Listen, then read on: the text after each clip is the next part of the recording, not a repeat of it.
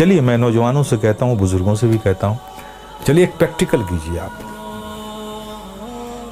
آپ صرف 1 مہینہ، only 1 month نماز کو قائم رکھیے.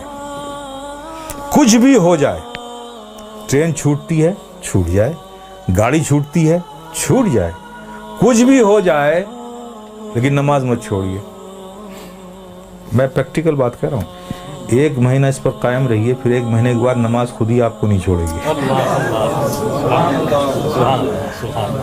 آپ کر کے تو دیکھو یار، کر کے تو دیکھو میرے پیارے، پھر دیکھو کیا لطف آتا ہے. آج تمہیں سایہ بھی ڈرا رہا ہے نا، سایہ سے بھی ڈر لگ رہا ہے نا، نماز کو اپنے سینوں سے لگا دو. خدا کی قسم ظلم و تشدد کی کیسی ہوئی آندھیاں بھی چلیں گی نا، اس سے بھی خوف نہیں آئے گا تمہیں. جو بندہ 5 وقت اپنے رب کی بارگاہ میں حاضر رہتا ہو. ارے بھائی، ایک آدمی ہے جو منسٹر کی آفس میں کام کرتا ہے، اور دوسرا آدمی جو آفس میں کام نہیں کرتا لیکن 3 بار پرائم منسٹر کے پاس جاتا ہے، تو دیکھیے کیسے سینے چوڑے کر کے چلتا ہے وہ. اس کا آنا جانا پی ایم کے آفس میں ہے. دیکھیے اس سے لوگ ملتے، ارے صاحب یہ پی ایم کے یہاں، اس سے پی ایم سے تعلقات ہیں، پی ایم کے یہاں آ جاتا ہے، ہمارے پریزیڈنٹ سے اس کے تعلق. دیکھیے کتنا بے خوف گھومتا ہے اس ملک میں. اور تم، اللہ نے کتنا فضل فرمایا کہ 5 وقت تمہیں یہ سعادت نصیب کرتا ہے.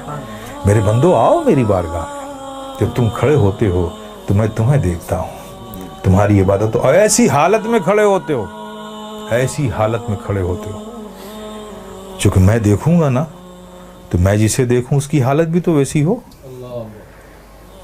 پیارے آقا صلی اللہ علیہ وسلم ارشاد فرماتے ہیں کہ رب نے فرمایا، جب ایک بندہ نماز کے لیے مسجد میں جاتا ہے اور نماز کے لیے وہ کھڑا ہوتا ہے، تو کھڑے ہونے سے پہلے رب فرماتا ہے فرشتوں سے، اے فرشتوں، اس کے اندر جتنے گناہ ہیں نا وہ اس سے جدا کر لو، نکال لو، ان سارے گناہوں کو الگ کر دو اس سے. فرشتے اس کے سارے گناہ نکال لیتے ہیں.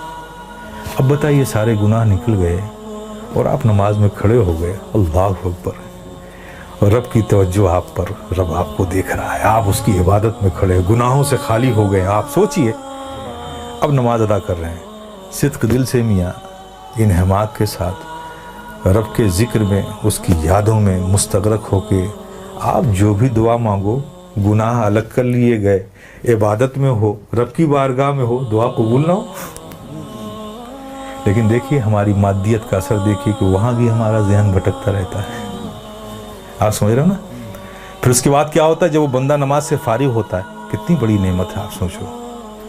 نماز سے فارغ ہوتا ہے تو فرشتے پوچھتے ہیں، مولا وہ جو نماز سے پڑھنے سے پہلے اس کے گناہ الگ کیے تھے، وہ جو سب رکھے ہوئے ہیں الگ، اس سے یہ نماز سے فارغ ہو گیا، اب اس کا کیا کروں،